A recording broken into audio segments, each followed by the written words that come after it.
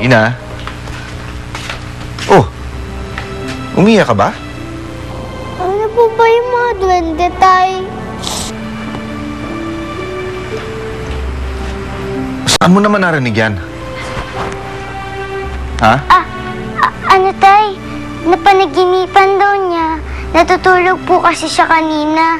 Tapos, biglang gumising. Umiiyak na. Napanaginipan niya raw po yung duwende.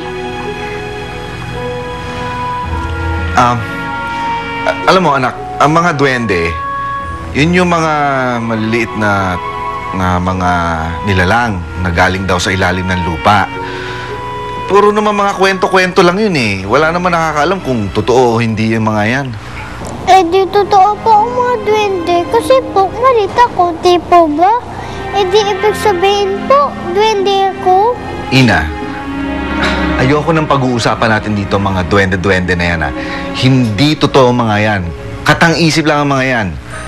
Ikaw anak, totoong tao ka, katulad namin. Ha?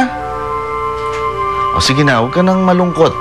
Dahil may regalo ako sa'yo. May regalo ako, Tay? At gusto ko, matuto kang ipagtanggol ang sarili mo. At maging matapang palagi. Paano po ba maging matapang? Paano po kung natakot ako? Alam mo anak, kahit na matatapang, natatakot din yung mga yan. Kaya lang, hindi sila nagpapadaig sa takot. Alam ko na po kung anong ibig niyang sabihin. Nakasakay ako sa daga. Kahit natakot ako, inisip ko na lang, nangangabayo ko. Katulad nung nakita ko sa mga literato. Kaya, enjoy na lang ako. Oo, huwag naman masyadong mag-enjoy. Ang dapat, lagi kami dalang sandata. At saka dapat marunong ka ipagtanggol ang sarili mo, lalong-lalo na pag wala kami ng nanay mo. Po, Eto, ginawa ko yan para sa'yo.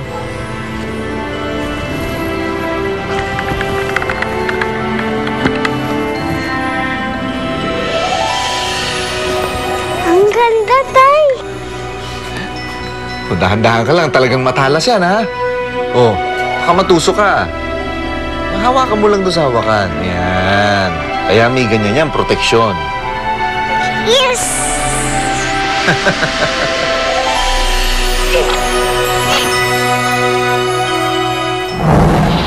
Hirap naman maglaro mag-isa.